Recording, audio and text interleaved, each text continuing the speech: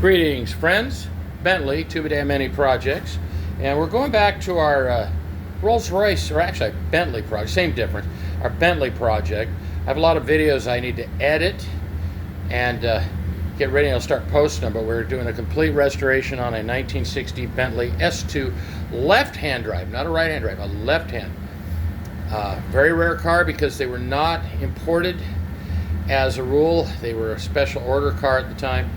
And the ones we used to see in Bentley were always right-hand drive cars, and they were terribly rusty. This one is not.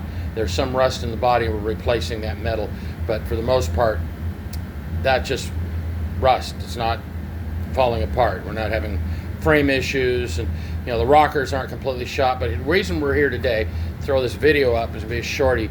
Power window motors on Bentleys and Rolls-Royces, the S series. That would be the Clouds.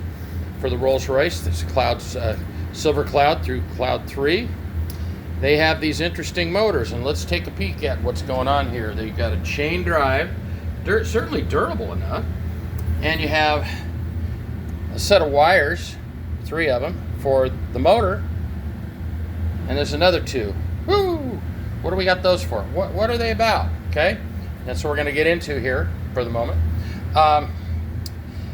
I took the liberty of getting rid of the bolts for you. There's 4 big bolts that go here, here, here, and here, okay? And those are the bolts that hold this mess together.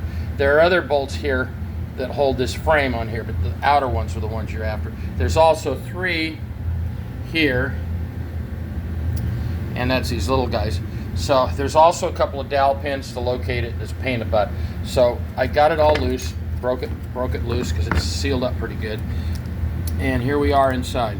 Now, there's typical worm gear, which means you can't push back against it. All right, I can define that later if somebody doesn't quite get that. A lot of people are new here. By the way, don't forget to like and subscribe. We appreciate it. Helps us get our numbers up. And what we have here is the window motor, the thing with 3 wires. But what is this thing with 2 wires on it? Well, if we can get in here and see well enough, it's a solenoid. And what this solenoid does is it stops this wheel, okay?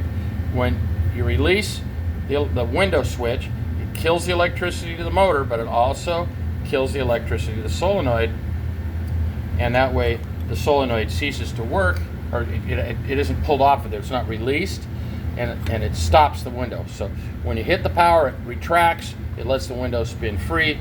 When you let go of the electricity, it comes out and blocks this wheel. It's not working very well. The window easily would overpower it if my thumb would do that, okay? So that solenoid is bad. They are still available, oddly enough.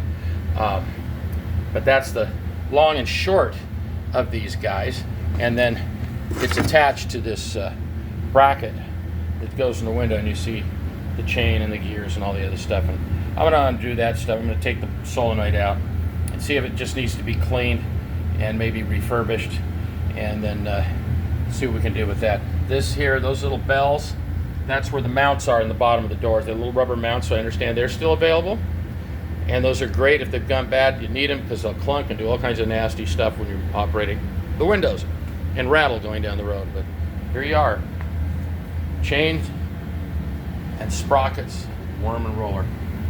And I will 4 minutes and I'm out of here.